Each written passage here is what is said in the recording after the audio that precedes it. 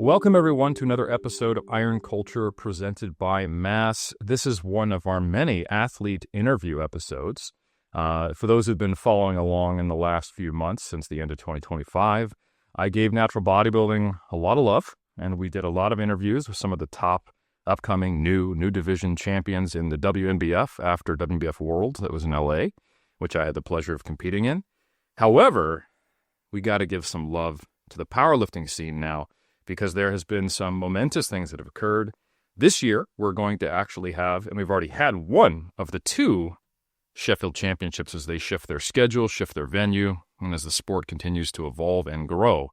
And I have the former Sheffield champ on, and the second place Sheffield champ on, and the multiple types of world game and championship winner here on today in Kjell Bakkelund from Norway.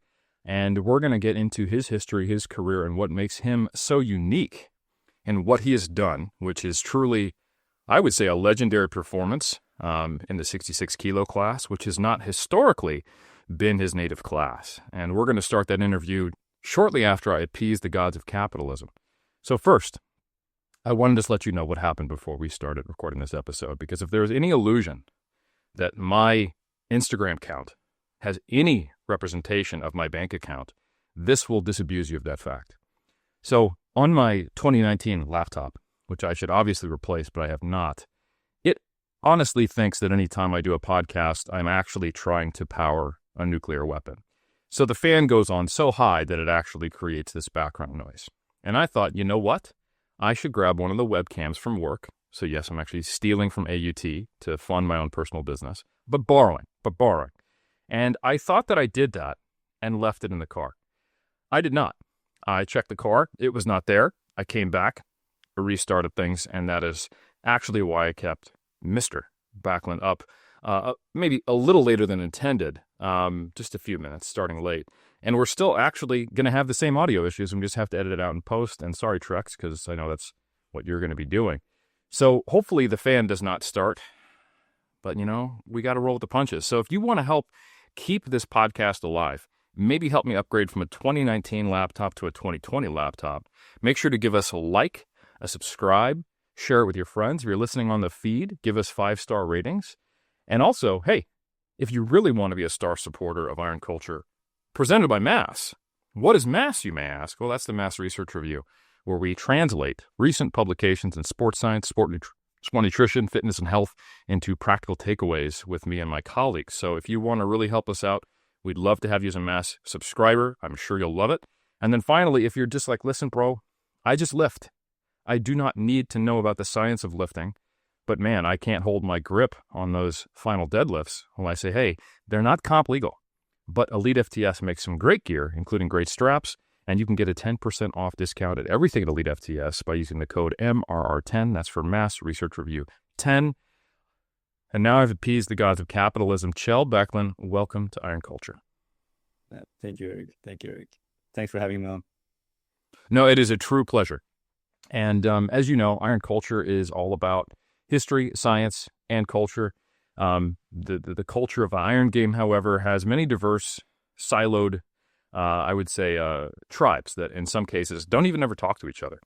So when I say Sheffield to some people, they know exactly what I mean. They know this is the all-star game equivalent of the champions of champions competing against each other, that it's hosted by SBD, that has been going on since 2023, and they'll even get bonus credits if they want to appease my ego by saying, hey, didn't you coach at the inaugural Sheffield? And they say, oh, yes, I did. Thank you very much. It's all about me. But more often than not, if they're not American, they'll go, oh, yeah, isn't that a city somewhere in the UK? And I go, yes. However, what happens there is what's important. It's this meet. And if they're not a powerlifter and they're also American, then they literally have no idea what I'm talking about. Because, geography Americans, that's kind of like chalk and cheese, oil and water, Republicans and Democrats, which are exactly, So nonetheless, for those who don't know, you recently had a surprise performance at the 2026 initial, because there's going to be another one later in the year, Sheffield Performance. For those who listen to our collaboration episodes where we did our predictions for the Sheffield and our recap, which you could find under collaborations on YouTube, on King of the Lifts, hosted by none other than Six Pack Lapidat, the voice of powerlifting, if you will. We all were surprised by what Kjell did because he dropped down to the 66 kilo class last time at Sheffield and kicked that world record down the field well into the 700s, the high 700s, with speculation that he would hit 800. He totaled 770, which was a massive increase in the world record. Crushed it. We predicted, well, those of us who are correct predicted he would win. I'll say that for myself. But this time, we all had him somewhere in that bottom bracket, somewhere around 10th, 11th, or 12th. And that was because he had publicly lied and destroyed his credibility, saying, I'm going to do the 74s, and actively hid his decision to cut down to the 66s. But no, in all seriousness, I think it was a smart strategic move. Everyone was looking at Austin Perkins. Everyone was looking at Anthony McNaughton. Everyone was looking at Joe Borenstein. These top lifters who are all in contention for being some of the pound-for-pound greats. And then I turn on the live stream, and what is going on? They've got Kjell Bakkelund listed as a 66, not a 74. Is this an error? What's happening? Why did they enter it wrong? Oh no, he actually dropped down and had been dropping the whole time. And even more impressively, and then I'll let you tell it, you were struggling with that cut to 66 post-Sheffield. Your total actually started to decline from that 770 peak the year you won, and your weight was going up. You were kind of having the not ideal trajectory of these two numbers for the typical powerlifter. I'm going up a weight class from 66 to 74, and I'm having a lower total. And then I even come to find out that you're actually having to cut weight to make the 74s. But you were such a good athlete that you were still able to put up the victory at Euros, Worlds, and you had a fantastic year overall. But you had publicly stated that was crazy. I was on really low calories, really crazy high steps. It was impacting my family life.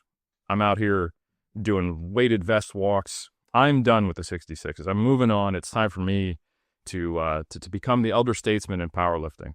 And then he just stealth weapons, sneaks in under the radar, and drops a bomb on us. So, Kjell, that's how it came to look from me from the outside. But if I wonder if you could give us, we'll start with just, how did this transition happen?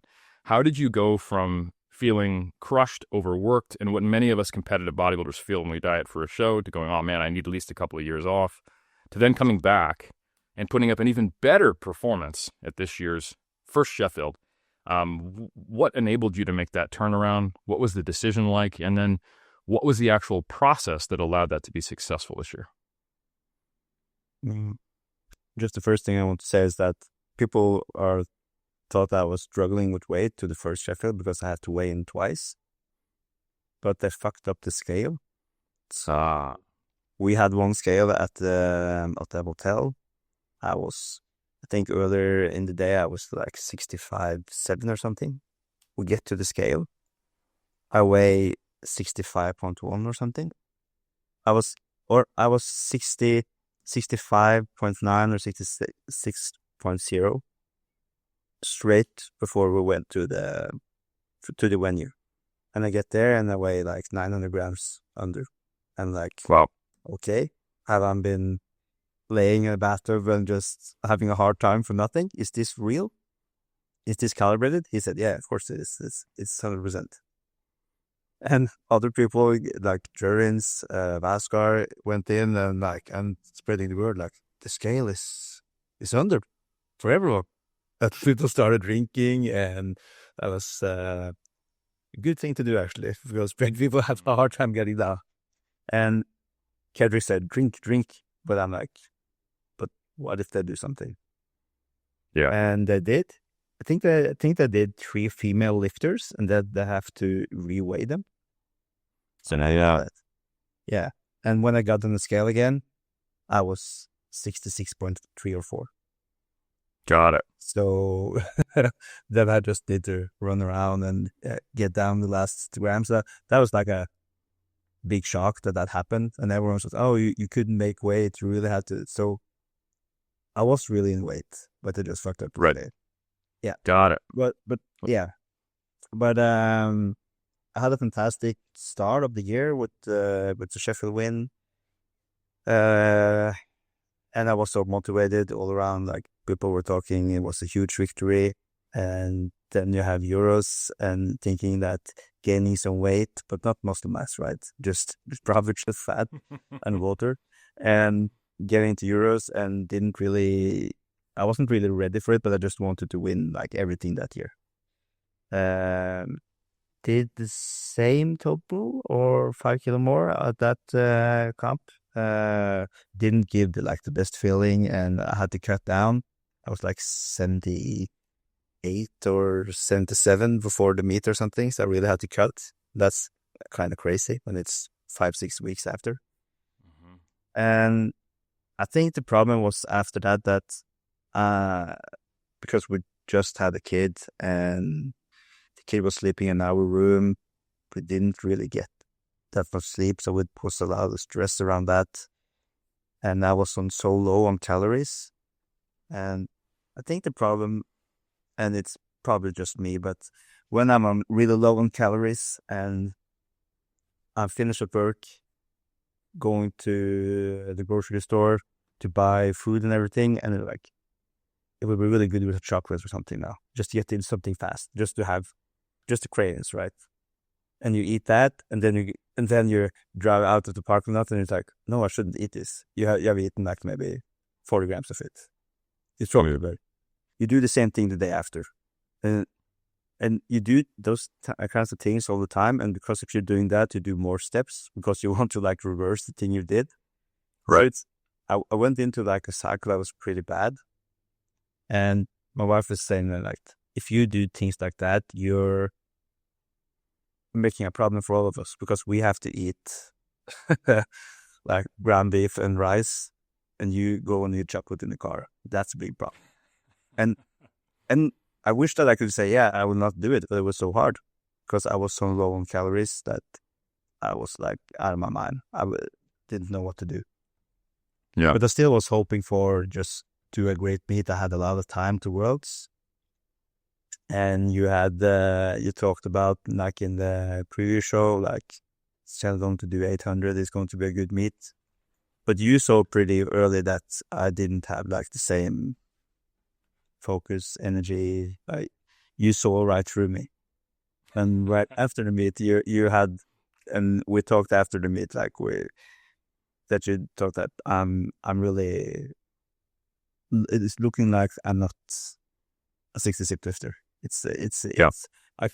I can be a 66 lifter, but I have to do it in a different way. And I also remember, I think this was 2-3 weeks before the meet, we had a nutrition course with the national team. And the nutritionist who was there was talking about, if you're on low calories for too long, this is going to happen, this is going to happen. And I was like, yeah, I have that, everything. I felt everything. And that was, I think I really just needed to see it, to just find out that thing that I'm doing, I was just hurting me. Yeah. For that Worlds, I could take an easy title, but still, it's not worth it to feel that miserable. And when you said it after the after the meet, just you had a monologue there for 4 or 5 minutes, and he just ripped my life apart. We can't do this, and I really believe that. I really felt it. That it's probably right.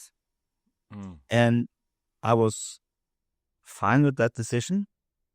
And 4 or 5 weeks later, you probably heard about it, that I watched the F1 movie that really changed everything. I don't know why, but something happened just by watching an older man at the end of his career trying to find new challenges. And if you look at it now, 74 was never the way to go. You saw that even if I was 77 at World Games or 73 at Nationals, my total didn't increase. And it will probably increase in 2-3 years. But I don't have 2-3 years. I'm in this now. So then I started right after the movie. I drove to the gas station and I was sitting there taking an audio message to Kedrick, just telling that we were to try 66 again. But if we're going to do it, we have to do it a different way. Like, just as you said, if this is possible, you really have to change a lot of things. And we did. And Kedrick was also on it, but he was also like, if this is going to be a failure as the Worlds, we would just quit. He would just go in 74. And I said, yeah, we can do that. That's fine by me. And even if you go to 66 and you lift 500 kilo total, that would still be okay. Okay? And I'm like, yeah, sure. I just want to try. Just want to try one more time. So if I went to this meet and did really bad, it wasn't worth it. It's not worth it just to be in the 66, just to lift. Because I've been in this sport for so many years, I want to lift good as well. And 782 is good in the 66, but I want to achieve more than I did in 74. I want to be stronger. I want to have bigger numbers. So I always aim high. Yeah. And I think the difference from the last Sheffield, when the hype was on me all the time, every podcast I heard, even if it was from you or from Matt, or every podcast was talking about Kjell is going to win, this is amazing, everything is good. But this time, this was like more rogue thing. I was just working in the shadows, doing my own thing, just thinking that when people find out, they would just get crazy. And I think just in maybe December, I was thinking like, what if people don't care? If I just get there and like, oh, we're 66, people don't care. Like, okay. So people really don't care. But they did. That was a good thing. But I thought that 66 was the obvious choice because I can't do 891. I just did the whole year. I did sub 800. I would probably just do 900, but that wouldn't happen. So 66 for me was clearly obvious choice, but then for me it was just start working with people to not think I will go 66 minutes, taking pictures of pizzas when we had lunch at work. Actively lying. Yeah, because people are eating pizza like every Tuesday and Friday. So I have to sit there with them, smelling that wonderful pizza, and like, okay, let's just take a picture of it. Nice. People are just, you're enjoying the 74 life. Yeah, really good. That every time I show some kind of crappy food, people loved it. Yeah, 74. Yeah, that's pretty good. So that was pretty easy. Every Q&A I had was about just say, yeah, I'm 74, I'm done with 66. And we thought that even if people thought I was going 74, they would see it when they saw me. That, okay, you don't look like a 74. But when we got there, people didn't say a thing. And I just think that people were just focusing so much on, he said never 66 again. Even when Ramsey, leader of the White Lives Media, who's been taking, 400 pictures of me when we took the Resolve kit when I was 77 or something. I was lying to Megan and Rondell, and I got that the whole week, like, I'm 74. And I ate like crap that week, so that they would... just to hide it. Or just because I could. Strategic refeeds, I like it, to maintain the facade, yeah. It was so crazy that I was like flexing when I was there, and Rams was like, that biceps is a really good 74 biceps, and I'm like, yeah. And I think that the only one who really saw it, like everyone can say now that every new year we go on CT6. That's easy to say. But Gustav's girlfriend, Sanna, she saw me when I was changing when we were doing the photo shoot. And I'm like, should I just change in the toilet? Because maybe it's too obvious. And she was just looking at me. I'm like, don't look at me like that. She's just looking at me like, I can see that you're shredded. Mm-hmm. But she didn't say anything. And the day before or the day of the lifting, she was talking to my wife, and she's like, how do we need to cut water and gut cut and everything? Like, I saw him, he looked like he was in Auschwitz for 3 years. He was sore shouldered. How could it be 74, or how do you have to cut to 74? She was like, yeah, just how it is. So just by getting there, weighing in light as well, 65.5 or something, it's not so good. Like the control now from last time, it was so much better. Like we had more calories, less stress in life. Probably more experienced will help as well. Like I've been cutting for 10 years, but cutting to 74 is much easier than cutting to 66. Right. So I think I took your advice. That I took that really to heart. The thing you said about when you're on a diet, do not like be your diet, do not talk about it. Like on the first record, I was like, I'm on NHL and I'm on a diet. So I'm Right. this, and this. It was all about the diet. But now it wasn't like that. Now if someone brought the chat, I was like, okay, I can take a little slice. And one was not wondering. I think it's just like with not drinking at a party. If you're not drinking, people are like, I don't want to talk to you. Yeah. If you just have, I don't know, lemonade in your glass or something, people are like, yeah, I'll just eat it alcohol. Yeah, okay, then it's good. So I think we did so many like correct things this time. And the same with training. We saw all our faults on the last time and changed it up. And it was a really good prep. It wasn't a perfect prep, but it was a really good prep. Yeah, I mean, there's never a perfect prep, right? You know, there's at least not for an athlete like yourself, where you're always looking for ways to improve or things that could have gone better.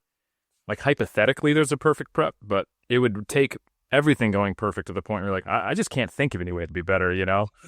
But it's just, you know, it's not realistic. So I totally get what you're saying. I think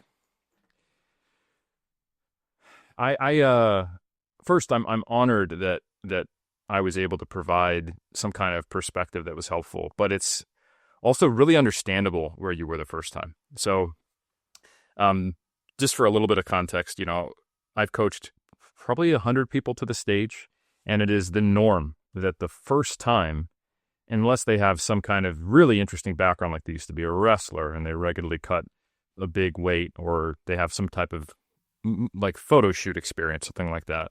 When people drop to a very, very lean condition, and I would say you were absolutely in a comparable condition to certain physique athletes in different divisions, etc., there's going to be a really tough rebound, and it's so hard to not let the diet become all-consuming because it's just this heavy focus, and it's a new thing you've never done. The acute weight cut for someone who's dropping even as much as, say, 4%, 5% of body weight, especially if they do a lot of that with water in the last week of the powerlifting meet, or just, you know, manipulating things like gut contents, it means you're really only like actively dieting for maybe a month or two tops. But to drop to that level of condition and leanness to make a weight class, the water cut is honestly it's a painful part, but it's not the bulk of the work. So it's the easy part. Exactly, right? Especially for a veteran. I think 3-4 days before the meet is just super easy. Like, yeah, oh, you're not going to eat that much. Yeah, of course, I haven't done that for the last 5-6 months. It's nothing. It's not a big deal. And at the same time, this time I'm at the hotel. I can just watch Rocky and just relax. And like when I was at the Worlds in Germany, I was playing World of Warcraft. I was drinking. Nice. Like drinking water and watching the live stream and watching This Has to Be Roland Garros at the same time. That was like the perfect thing that I can do to just relax and just drink and pee. Drink, pee. That's so much easier than trying to. You have to drink 8 liters of water. You have to be at work. You have to go to like the kindergarten to get the kids. Yes. You can't even like wait there for 2 minutes because you're going to pee yourself. Like things like that, that's the problem. Just being at the hotel, being an athlete, that's the easy part. That's well said. Yeah. I think just to give people context, you know, even when people kind of know what's coming, it is not at all uncommon to have a pretty big weight gain after the diet. So my first time, I did not know it was coming. I dieted down for my first competition in 2007. A long time ago, probably around the time you did your first meet. And in 2 months, I had put on 22 kilos. So I gained 48 pounds in about 2 months after my first season.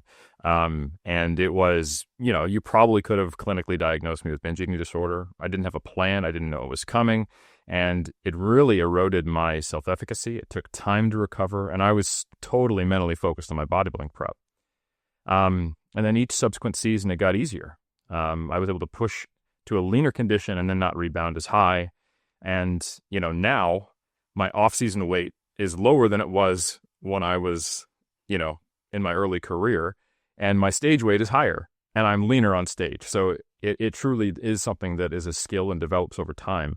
And the first time is always the roughest. So I think to give people some background, you said a few things about, how like an 892 total wouldn't be probably not realistic. You talked a little bit about your experience. Just for those who aren't aware, Kjell burst back onto the scene coming into the Raw division is the one real threat to Austin Perkins. So Austin Perkins is essentially the heir to Taylor Atwood, who was the pound-for-pound GOAT. I want to say in another era, but he's still competing. Like powerlifting is moving so fast. But he was just a couple of years ago before he went up to 83.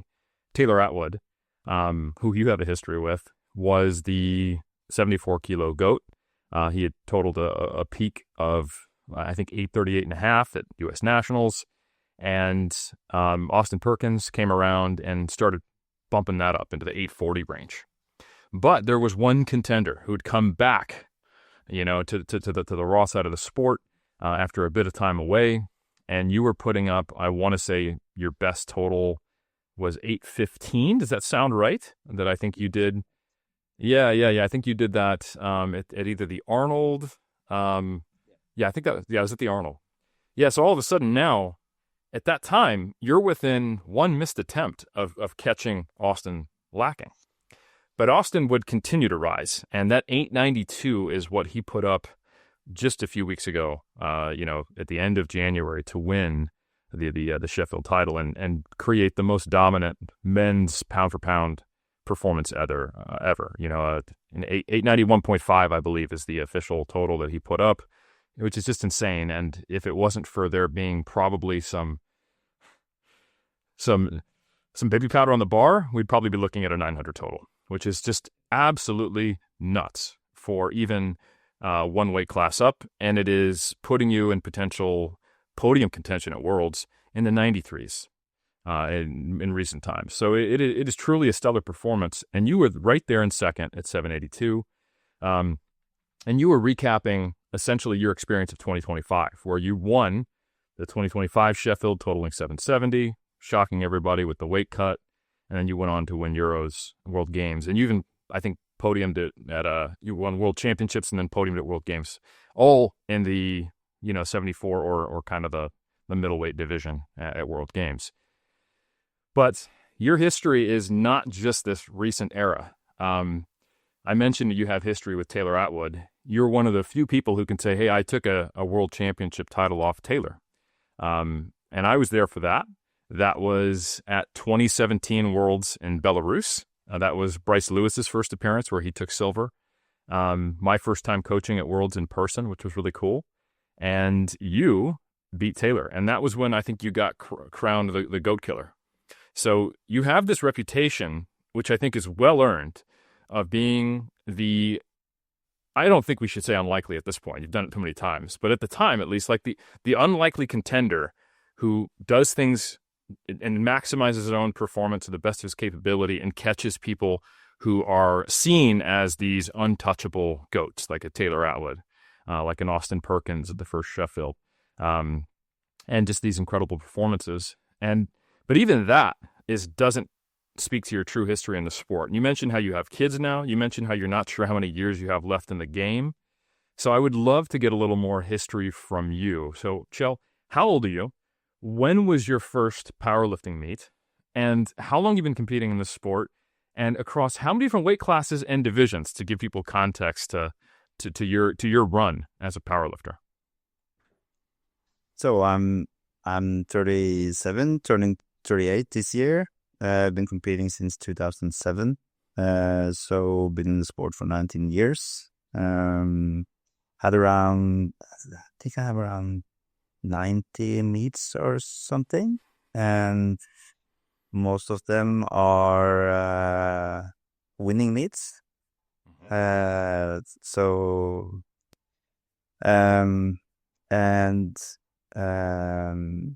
what was the other question? Is that again? Yeah, so you've got your first meet was 2007. You're turning 38, and you've competed. Let's see, so you must have started competing as a junior, if I get my math right. Is that right? Yeah, I was junior. I think it was first year of junior. And I started in the 82.5. That was back then. And I weighed in at 76 or something.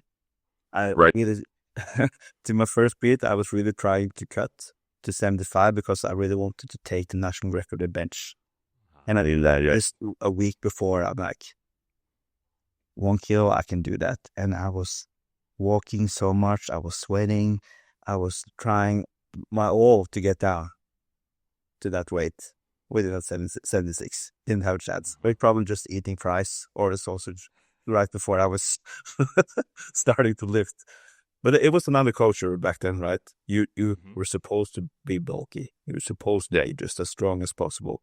No one was lean. Maybe some Americans, but they could probably eat hot dog and look like Arnold anyway, right? So sure. So I had my years in 83, from 2007 until 2016. 2016 was my first official raw meet. I would just wanted to try something new. I wanted to try because I really hated raw. I was really against it. Like I really didn't like. There were some things that I've said like raw lifting is not going to be big, and COVID is not going to be a big thing. So I still have the internet's not going to take off. These things. Yeah, give it a good shot, but come on. Yeah. So then I did 74 for, is it 9 years or so now? And then, 66 for the last year. So I'm going downwards. But it's zero. It's no 59. No 59. Yeah, you probably have to cut off one of those very long arms of yours. Yeah, probably. I think that's really good context for people. I think a lot of people are not aware of the monumental shifts in a relatively short time period that have gone on culturally in the sport of powerlifting. I think probably one of the things that contributed to you not being really open to raw is that when you started lifting in 2007, the IPF did not have raw, and it wouldn't until 2012. I think that was the first International Classic Cup, and it wasn't even called the World Championships proper, although it has been historically counted as that. So you had, 5 years in the game before raw was even a real option. But as everyone knows the history, it just opened up the doors to so many more people participating.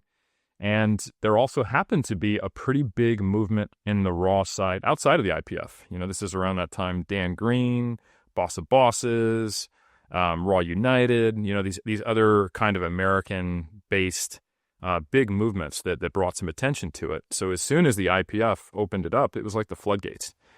Because I remember competing in California, in the U.S., where you'd think there'd be maybe a few more options and all these other meets. And sometimes I would be competing raw against people who were in equipment, or there was a raw division, but no one would do it. And it wasn't, again, around that same time where that totally changed. And I think people also don't understand that with that huge door opening to a broader population and accessibility became this huge influx in the talent levels. We talked about how you competed at the Arnold and totaled 815. I remember that a big benchmark for how good you were in the current era was what was your Wilks score, which is a coefficient that they don't even use anymore, relative to the Arnold qualification, because this was kind of seen as a pathway where you're not going to Worlds necessarily. And there was a time period where there was a 350 Wilks requirement to qualify for this invitational meet, and that was considered like good and higher. And then it got bumped up to 365, the next year 375, and the next year jumped to 400, and the next year jumped to 435. And I remember this specifically because it was one of my goals that I thought was pretty reasonable. And I thought I was a decent lifter in the early 2000s because my Wilks was just around 400, right around the time it jumped from 375 to 400. And I was like, I can get this. And then the next year it hit 435, and I wouldn't hit a 400 Wilks until a couple of years later. So it exposed me as someone who was only a small fish in a small pond, even at the kind of sub-elite level that I thought I was. But you, my friend, I think based upon where you started, people would have thought, oh, this guy's just a bench specialist.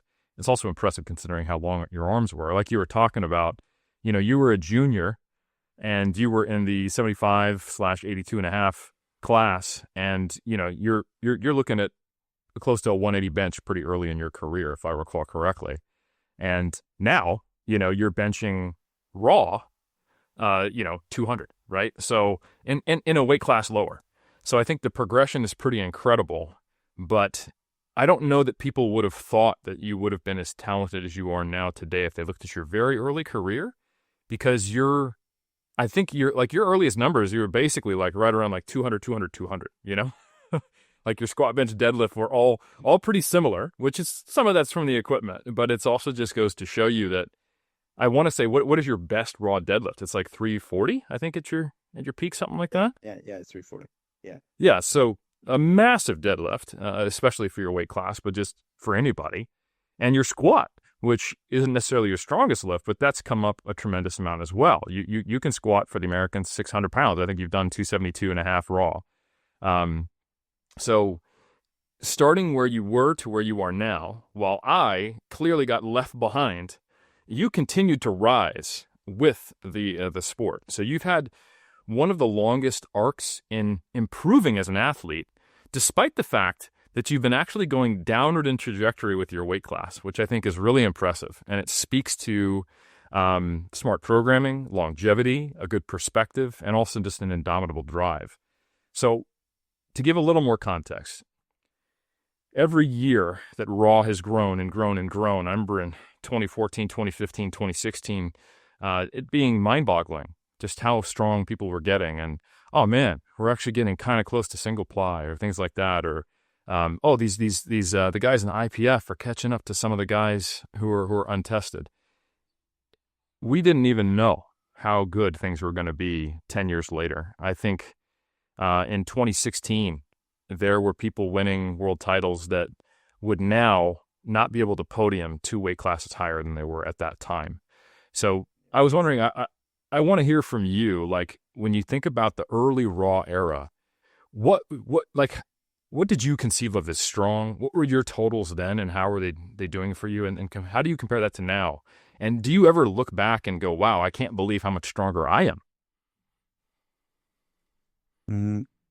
That's kind of hard because I always just look at who my competitors are. So that's the problem with social media and stuff like that. Mm-hmm. I can see, when I look at myself, I see like a terrible squatter. But when you see, I can go to every gym and be pretty strong. I'm not the best squatter, but that I can squat like 260, weighing 66. That's pretty good. That's 15 kilos on the dual record from Jonathan Garcia. That is a pretty amazing squatter. So that's fine.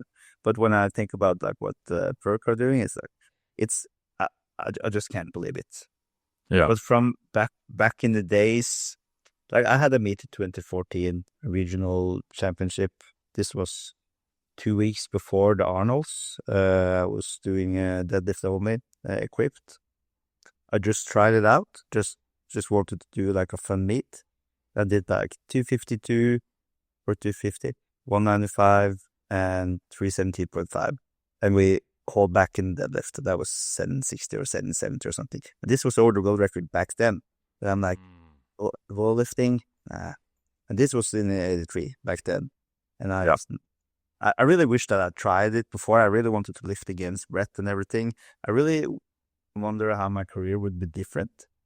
Yeah. If I did so. And then I think the biggest problem about this is you get to 2017 and you have Taylor, he isn't the Taylor that he is now, right? He is still was cocky, he still was Taylor, but he hadn't won anything yet, right? He had won some nationals, and I just crushed him. He was cocky, I wasn't. I crushed him. He left, didn't say anything, came back, and I made a monster out of him. They changed everything, and he came back, and he was amazing. But I think for me, that I will not say I was dominating the equip, but I was one of the best days equipped. Had some had a world record. I was a world champion, and trying to roll out my first international meet, I win by 20 kilos or something on Taylor. I think it was too easy for me. Yeah. So it made me slack off, and I didn't take it that seriously. So 2018 comes, and I didn't really train that well, and I got injured, and I really didn't want to go to Worlds because I really didn't train well. And then we have 2019 Worlds, and I also hear in 2018 that Taylor was really pissed off that I wasn't there. 2019 comes, and I know through the whole prep that I'm really not ready to do a good meet, but I'm more like, let's just go and just get beaten and just see what happens. And I just get there, and that when you have your worst day and you see him have the best day, and it really doesn't help that Jason and Ben comes to you afterwards like, we are now meant for lifting against them. Like, yes, where is the knife or pistol so I can shoot myself? I'm just so, because it's not really that to lose to Taylor. It's that I did 7:58 in 2007. I come back in 2019 and doing 7:32.5.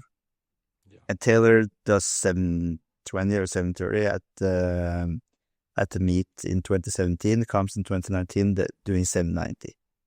And I just see, what the hell have I been doing the last 2 years? And I go away from raw. I'm like, maybe I'm not just built for doing this. I'm not built for doing like the big raw totals.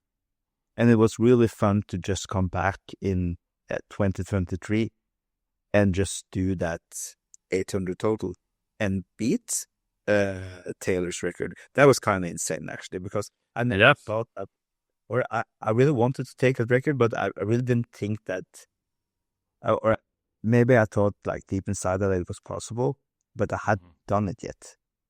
So from the meet I did Worlds in Malta 23. I did 760, and I did 800 like 4 months later. So that was like a super year, and I think that just started to roll. That I got the feeling that maybe I have something to do here. Yeah. Do you think going back and forth between, single ply and classic helped your longevity in the sport, not just physically? Because I know that a lot of lifters have talked about how it, it distributes the load a little bit differently. If you have pain in a bottom position, it gives you more support, but also psychologically to keep you invested and for such a long time period. I think it doesn't have anything to do with the pain. I think it's more about, I'm a guy who really likes to win. And I just got beat like harder and harder by Taylor for every year, and don't get any progress because you're so, I don't know, you can't like find the motivation to like keep going, to maybe just lose by 40 kilos instead of 80, just by going back to equipped. And I didn't really do that serious either, but it was enough. I remember we had the World Games qualifier at the Worlds 21 in Norway. And I was really on the fence. Should I quit now or should I continue? If I get a podium spot, I will go to World Games. If I don't do that, I would probably quit. And I end up by bombing out in the squat. But I got one white light, so the jury changed it. And I got back in the meet and won the meet. And did beat Oleg for the second time, who has won Yeah. 20 world titles, right? Yeah, he's might be the most decorated male equipped lifter of all time, possibly in IPF. Probably, I think. Yeah, probably. yeah. And I think that by doing that, okay, then we can continue at least 2 World Games, and then Kjell, I just want to point out to the listener that your career has been marked by these moments of, like you're talking about your drive to win, and I think you do exactly what every athlete really needs to do: is you evaluate and you get so motivated by when you're not at your best. It's not just about where you are relative to other people, which I love. Like, you do want to win, but you also want to be at your best and you want to improve. And I think those two things coexisting is so critical for longevity in the sport at a very high level, and you have them. So just as an example, you didn't win the first time you went to Junior Worlds. You had a couple of rough times, and then you won Junior Worlds. Then you didn't win the first time you went to Open, Equipped Worlds. And I think it wasn't until 2013 that you won like an Open world title. Open. Yeah. Yeah, there you go. So you had to do that. And then, you came over to Raw, you beat Taylor, you became a world champion now across both Equipped and Classic in 2017. And then, like you described, you took some pretty nasty knocks and just couldn't hang. And you were like, well, screw it. Went back to Equipped, started doing well. And then now we're kind of back to this timeline where you make this comeback. You take the world record off of Taylor after beating him for the first time and then getting smoked. So you guys have this generational battle. And now you've actually managed a way to continue to stay relevant in the face of people who are just phenomenal. Like these untouchable giants, by figuring out, all right, listen, I've done the age category worlds thing. I've done the Equipped and the Raw worlds thing. You know what? You know what I haven't done? Taken advantage of the fact that I'm actually a lot shorter than the rest of these guys. And maybe I can cut all the way down to 66, preserve my strength. And you did that with the help of, now Dr. Kedrick Kwan. Big shout out to him for finishing his PhD. It's been an honor to watch him, evolve his career and become the most sought after and successful nutritionist, I think, in powerlifting at the moment. So I just wanted to take a second to point that out, that you have had this, defeat, comeback, probably 4 or 5 times in the chapter of your career. And each time it seems you come back more resilient. So I think it's a really cool story. Yeah, I also think that, like, this is in 2022, after World Games, going to Worlds and win that. And I think 3-4 weeks later, I'm going to Europeans just to try lifting Classic again or Raw. And I get 5th place. I'm doing 692, I think. Got beaten by Eddie Birdwin. Alexander was beating me. And this was guys I was beating from, like, I've never lost to these guys. And 3 more or something, like, and I'm like, what the fuck is this? Is this me? 692? What is happening? And when I'm getting defeats like that, it's not fun, but right. It does something with me. Like, now it's just like, now we just need to focus and then come back and do really good. It feels so, and it happens every time. Like you said, like, I get defeated, and I get back. And like, I lost to Burke in Lithuania, 24. Yeah, I didn't come back as a 74, but I did something that still... You found a way. Yeah, I found a way. Life found a way, and I did. And it was... Oh, the Jurassic Park quote. Just want to give some love right there. I love it. Go ahead. Yeah, it was. And just going to that and just doing, like, having a nutritionist for the first time, just really eating good for the first time in my... Like, before, when I was cutting to beats, I ate ham and protein milk. That was like the things I was eating. That was the diet. That was the diet. I love it. So, yeah, it worked, having someone who really knew this. I've got a question about that specific showdown where you knew if things went really well for you and Austin didn't have his best day or he slipped up, you could have potentially beat him in Lithuania. This is 2024 Worlds. But you really had quite a good meet for yourself. I think, I know you didn't make all the attempts you wanted and things, you didn't feel like you were at your peak, but you knew that you couldn't beat him on raw strength. I think you knew that going into it. Yeah, and for sure. Like, yeah, it's when you have someone as Austin, who squats 50 kilo more than you, or that was only 100 kilo, and at the time, yeah. But it's bench and deadlift is where am I going to take the kilos back? Like there's no way. It's just the facts that there's no. You have to psych him out, or he have to fuck up because of the pressure he's building up on himself. Like Perk is his biggest rivalry because he's putting tremendous pressure on himself. Yeah. So that was like the plan, and I thought that maybe I was possible to beat him because my training was pretty good until maybe 4 weeks before. And when you saying like I had a good meet, and I'm like, did I really? And when you say the numbers, I'm like, it was a pretty good meet. Yeah, 812. Like it was, right? Yeah, yeah, it was a good meet. Yeah, that's good. Yeah, but because I didn't win, I just think back at that meet and like I was a failure. When I called my wife right after the comp, she was like, now I'm in hiding all the knives in the house. Wellness check. So note to self: start doing wellness checks. I'll call them chellness checks, just to make sure you're okay next time you don't have a good performance. But let me ask you this: let's say that things had gone just slightly more your way at 2024 Worlds, and you got 9 for 9, and maybe you totaled, let's say, 825, right? But you still lost, and Austin still totaled 836, which it's crazy to think he's almost, 70 kilos, 60 kilos more than that now. How do you think you would have felt? Just trying to evaluate your psychology as an athlete. Things did go well. Maybe it wouldn't be the perfect meet because, like I said, that doesn't exist, but you're like, wow, I was the best version of myself I've been at Worlds against a competitor who's just stronger than me. Do you think you'd need to hide the knives, or would you look and go, hey, you know what? What am I going to do? It's Austin Perkins.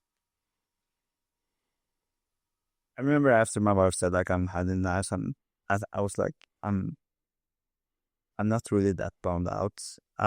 It was still just 2.5 kilos under my best. And I didn't win, but I thought that it would be possible for a wild card. Yeah. But if I did 825, it would be over the world record, and I would probably get the place to get like third spot or something to Sheffield. Right. If I did 825, I'd be super happy because I've done better. It's all about that. It's the same now with Sheffield. Like I'm 66. I have to focus on my 66 numbers. And did 770, then I did 742, and then I went up to 782. So I'm super happy. When people are asking like, are you satisfied with the meet? They're like more like thinking that I'm suicidal because I didn't win. And you know what? It went to plan 100%, like 100%. We were focusing on second place. We were focusing on the deadlift record, the total record, and getting second place. And we did all of that. We couldn't win. And if we did, that would be a really bad meet for Austin. But we probably would have tried if he didn't get his third squat and third deadlift.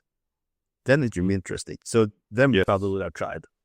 But yeah, I think like for me, it's more about just improving. I thought you'd say that. Difference. Yeah, like, and that's that balance that I think I was speaking to earlier. Like, it's understandable. Like, I think people listening go, 812, it's only 2.5 less than your best, and you did it at Worlds. And I go, yeah, but you didn't necessarily go like 9 for 9. But it's Sheffield where you place second. And for those who don't know, Sheffield is based upon the percentage over the world record that you're, the weight class you're in. So at Sheffield most recently, you were 66, Austin's a 74. So the direct head-to-head comparison isn't there. and you're looking more so at the percentage over the world record. So when we had that 812 versus the 836 comparison at Lithuania, you're missing a few lifts. You weren't at your best. You hadn't improved. I think that's understandable. But when we look at Sheffield, I noticed is you seemed very, very happy with your performance, very satisfied, yet you placed second at Sheffield, which is incredible because it is, again, the best of the best. You didn't beat Austin, and it didn't seem to be something that really stuck with you. And I think also, if you look at your attempts, you made a 2.5 kilo jump on bench and couldn't get it. So you got everything out of yourself on bench you could have. You made a 5 kilo jump on squat and didn't get that. I mean, so really, like, if you could wind back the clock, at most, you're totaling like 784, 785. So you're 782, and you improved. And that's the difference between, I think, Lithuania wasn't just placing second to you. It was also, I didn't do my best on the platform. I didn't improve on my total.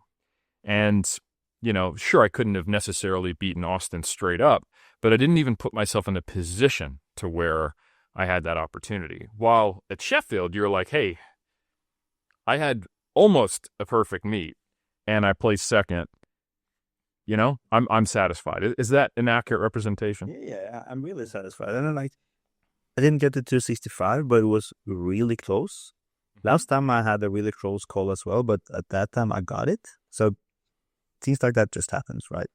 We can't get every lift. And for all I know that I didn't get it, but what if I squat 270 at next Sheffield? That a bigger PR. So love it. So I think that every kilo I don't get, because even if I got 265, I bench 200, I still wouldn't get second place or first place. So like the best thing that happened was that I didn't get it. Like I wish that on my first Sheffield that I didn't get the 317.5 deadlift or that's kind of hard because Matt said 760, and if he was right, that means that we were wrong, and that's right. I think it was better that we were right.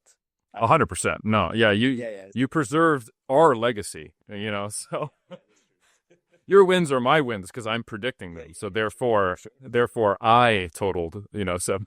You did. I'm very strong. Thank you. And man, what a weight cut for me, all the way down from 90 kilos. That's tough.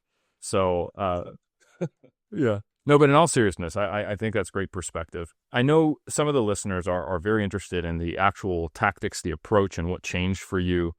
I think people just don't even really recognize how impressive a 770 total was at 66. You put, like, worlds and podium spots are based upon whether you're right around 700 at the time. We had, a rough day I totaled, 690, and then people are tying on body weight to win around 700, right around this era.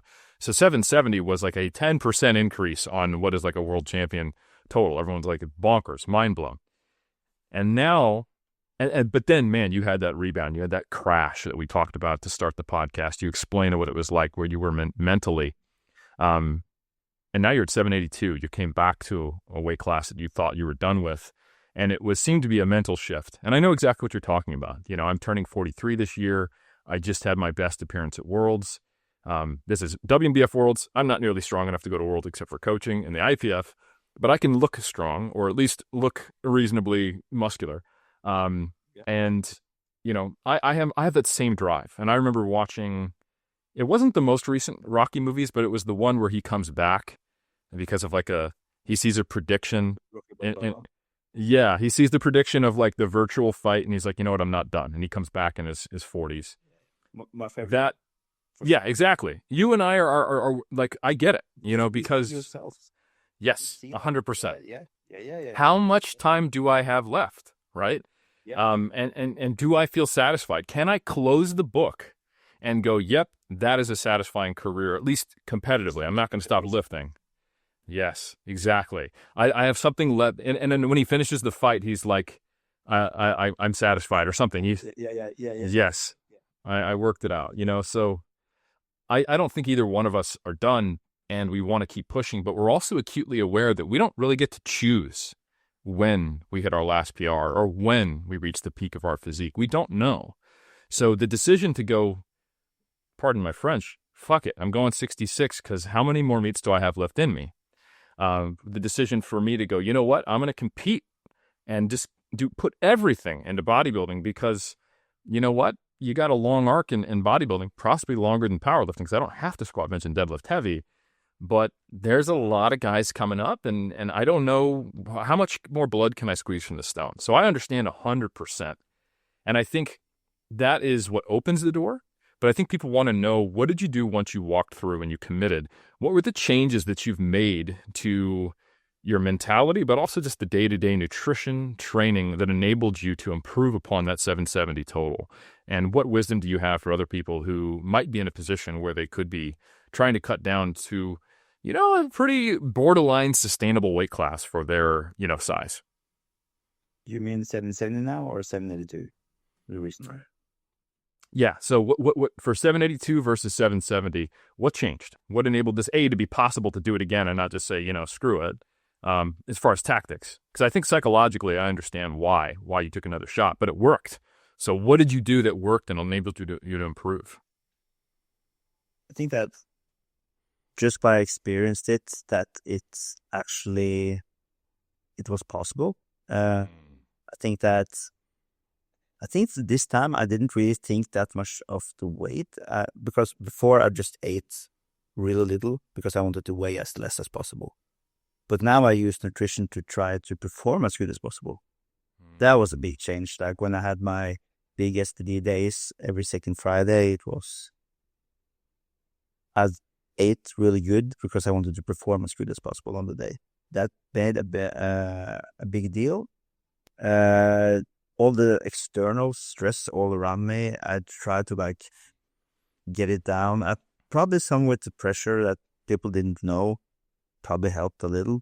That I really like the pressure, but for the nutrition, it really doesn't help that much. When everyone's expecting like you're going to weigh, people are saying it's impossible or it's going to be pretty hard. And I think if I was alone, didn't have kids, didn't have wife, and just do my own thing, it would probably be so much easier. And we took the calories up. That we got it up to a place that I didn't crave that much. I think that it would be better to have a baseline that is higher through the whole prep instead of just being really low and just go on mistakes by eating some shit, right? And I think that... Kjell, can I ask you about that really quick? Yeah. So I think sometimes, you know, and sometimes I like Ryan really likes to focus on like the step counts, the macros, the numbers, and he kind of compares those. But what I think a lot of athletes and coaches realize is that it's not necessarily about what's prescribed, but it's about what you can adhere to. And I think there's this assumption with high-level athletes that we're superhuman, that we never make mistakes, that we don't have adherence issues. And I can tell you, even coaching crazy bodybuilders, it's probably the minority that never go off plan, you know, have a slip up, report in and go, hey, coach, sorry, but I just had a blowout, you know.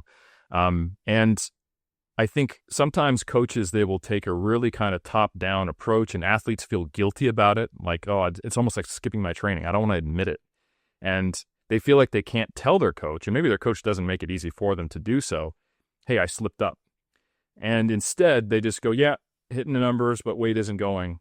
And something that I coach kind of other coaches to do is to really make it a comfortable, safe environment for the athlete to talk about adherence and not you're a liar, you're a bad person, or punish you. Because there's this, for those who are listening on the podcast feed, I'm holding up an X like I'm a DMX fan, but it's an inverse relationship between the size of the intended deficit or how low your calories get and adherence.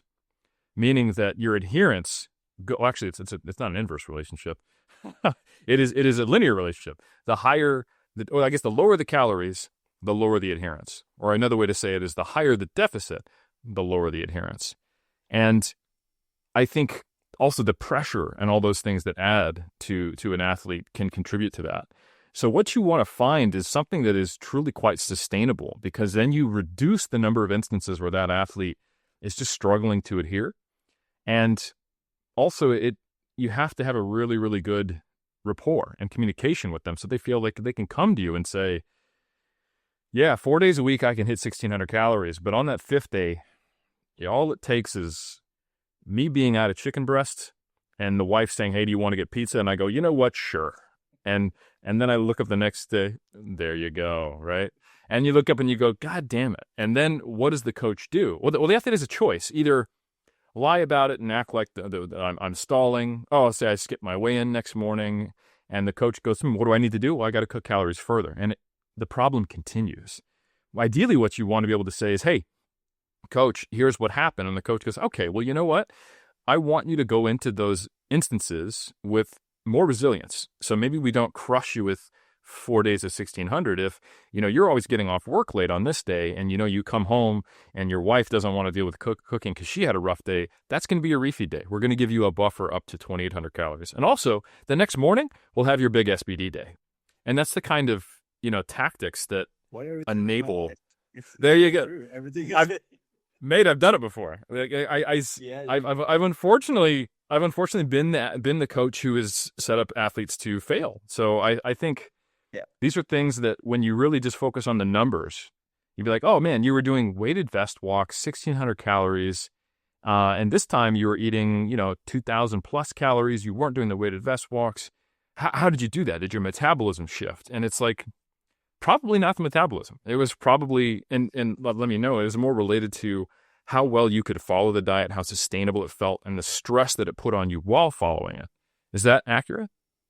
Yeah, for sure. Like, we still had the weighted vest. We still, but we went from, because the thing you just said, like that when I just hear it, I'm like, stop being in my brain.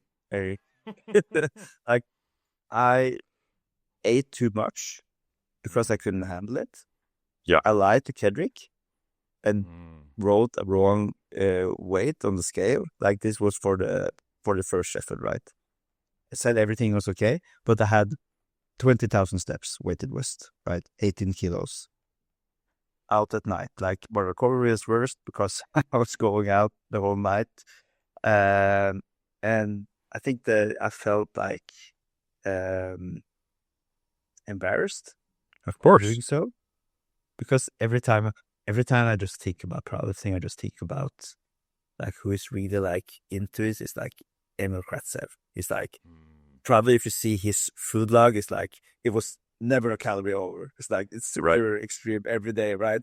You never fuck up. And I think ex-bodybuilder, by the way. Yeah, that really helps me. Yep. But I think that was the problem all along, that I was, every time that I made a mistake, I ate too much. I didn't tell him about it. I tried to fix it myself to get down. Maybe it could be like 2 weeks without having the right scale. And I was eating much less. And I was walking much more. And I was stressed about it all the time. Then I got down to weight. And then I was just off. I was just really tired. And my hip was really hurting because I was walking so much. So, but this time we had like 400 more calories through the whole prep. That's a lot when you're not eating that much. And what you're doing with them, like the first Sheffield we had like a Norwegian, like some kind of a protein chocolate milk, 62 grams protein for a liter is pretty good, but it's also 450 calories. And if I drink 180 of my calories, I should use them more efficiently. So I changed all of those things, that not drinking any calories, trying to eat better for performance, and I wasn't, of course I was hungry at the end of the end of the prep. I think the biggest wake up call was that I've never tried dark chocolate in my whole life. That's like, I'm not eating that, like, get out of the way. Dangerous. And but I ate it at the day before Sheffield at the gut cut, and like, this tastes really well. Why haven't I tried this before? And I tried it 2 days ago, and like, I'm never going to eat this again. It doesn't taste good at all. Like, what did I think? The hungry man palate. Everything tastes good. Yeah. But I can see it from on my TikTok or Instagram that everything is food. I watch their food, people eating donuts all the time. That's my thing. Like I'm just watching it. I'm just really looking forward to eating that. But when the meat is done, it's like I can have a pizza, but I don't have to eat 10 pizzas. So What a shift in mentality. yeah, for sure. And that felt really good to just. I know that when Sheffield was done, I wasn't going to weigh 68 because that would be just done. But stay around 72 would be Perfect. so much easier when you don't have to like feel like crap or feel that now I have to take back all the calories I didn't eat. So there was a really big change on everything to this meet. I think we did 95% right this time. And next time we're going to do 100.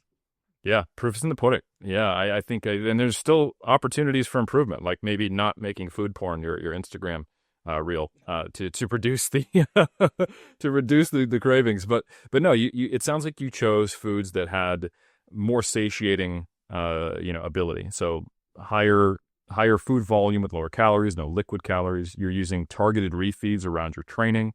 You're not advertising the fact and making it everything that you are dieting. You're not in the dieting 12-step program. Hi, my name is Kjell. I'm on a diet. Yeah. That's a huge part of it. Yeah, that helped. And also that every time when I had a refeed day, let's say Christmas or New Year's Eve, then the problem last time was if I had a refeed day, it was 4 refeed days. Yeah, it turned into it blew out. Yeah. Yeah, but this time it's like one day was not crazy, but yeah, more calories than I should. And the next day, I was right back at it again. So yeah, we figured it out. Yeah, one of the mantras that I think is very helpful that you kind of learn just from the first time of doing it is I tell myself, the food's always going to be there.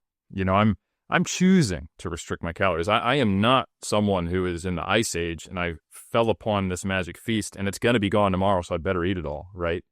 It's like, I'm stopping voluntarily at 2,100 calories, and tomorrow I could eat 10,000 if I wanted, but it's not gone. Like the kind of letting yourself know in the moment that this is, it's a choice. You're safe, you're good, because it is really like an existential threat to who we are as human beings, right? So, yeah, massive mindset shift, targeted nutrition changes. It sounds like you improved on the communication and honesty with your coach, which I just want you to know how normal that is. When you're a high-performing athlete, you have a high degree of self-efficacy. It's a hard thing to do to tell your coach, I didn't follow the plan, I messed up. And you did exactly what many athletes would do. I'm going to fix this on my own. You don't need to worry about this. This is on me. I'll get us back on track. Don't worry about it. I'll just do extra cardio. And then those things compounding, right? So I think those what people would consider not the hard skills or the quantitative aspects of what changed are sometimes by far the most important things, like improved communication, integrating the diet with your life, and making sure that it is agile and, not taking a mentality that puts so much pressure on you to where you've got to fix your oopsies, and that the oopsies are data points to improve upon and learn from rather than, chinks in your armor that you want to hide. So just a big kudos to you, man. I really appreciate you going through that. I think people will be able to look at this and go, wow, this man has been next year 20 years in the game, which is going to be something I hope you celebrate. With a World Games championship, multiple equipped and raw championship titles, a Sheffield title, and I guess we're potentially going to be looking at another raw win in a different weight class for you at Worlds, which would be a pretty fun. That's the next first thing for you, right? Because you have not yet won a world title at 66. I did last year. Oh, that's right. Of course you did. Yeah. What am I talking about? Yeah. But we can say World Games. World Games. Yes. I haven't done that. That you haven't done. For years. So yeah. I still have some. You got to make it till there. So yeah, I guess that's the question I had for you, and I didn't tee it up well because I immediately controverted your record that I got right previously. What is next for you? What do you have your eyes set on? Yeah, for this year it will only be Worlds in Dubai in June, and then Sheffield in November. Hopefully, That's right. hopefully, yeah. It will be a good fight against Joe Jordan.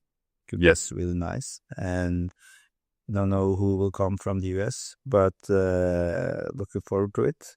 I think that when PA Nationals is done, I will be really motivated for just looking at the lifting. I think that I need that meet for just like start really good again.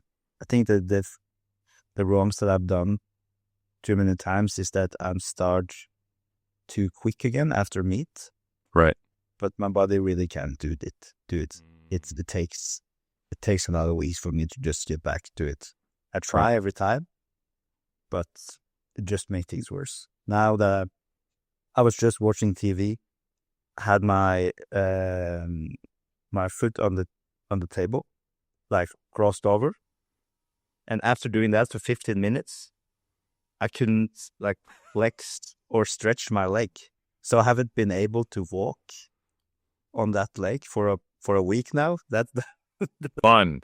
And then I just see Perk talking about like he can do 900 the day after he did 891. It feels perfect, and like, okay, people are built different. You're a little older than him too. Still. Yeah, it's awful.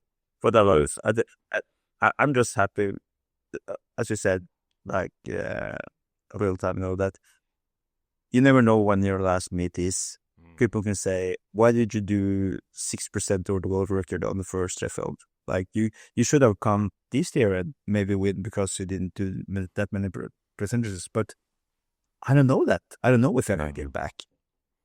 And I don't know, like on every Sheffield, I will try as much as possible every time, because I never know, like for every meet that I do, for every PR that I can do, I'm just really happy. I'm just really satisfied. And I think that satisfied, it's something that people should learn to praise for it, because why do it when you hate it or you don't like yourself? But I felt so bad for Perk after the meet that he was crying because he felt so useless or felt not strong, and everyone else is just like, this is so insane that I can't believe it. When he's doing 891, it's the same thing that I just go to a normal gym and deadlift 200 kilos. He can't understand it. It's just so, it's another planet. It's Superman stuff. Yeah. It's insane. You're right, though. These are such good words from someone who's been in the game a long time. You have to stay motivated to improve, but still be able to appreciate what you've accomplished. And that duality is really hard, but it is the only thing that allows someone to have the longevity in the sport that you've had. So I just want to say a massive thank you for giving up, your Thursday night, and your patience as I was running around trying to get a webcam that I didn't even get to use, and for sharing your wisdom and experience. And I'm wishing you the best at Worlds. I can't wait to see it. And yeah, I just want to say a big thank you to everyone for listening in to this interview with World Games, Equipped, as well as Raw, Junior, as well as Open, and probably, I'll predict it right now, future Masters World Champion once he ticks over the, yeah, I know you will, European Champion, everything, buddy. So you know what? Yes.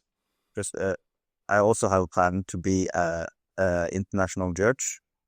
So that when I'm not good enough for the Open team anymore, I can still get sent anyway.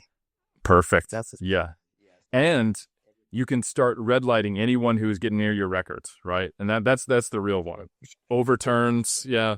People are like sitting on their ankles and you're like, wasn't deep enough, bro. I'm sorry. I don't know what you're thinking. Yeah, I did. Sorry, buddy. We got to get that jury involved.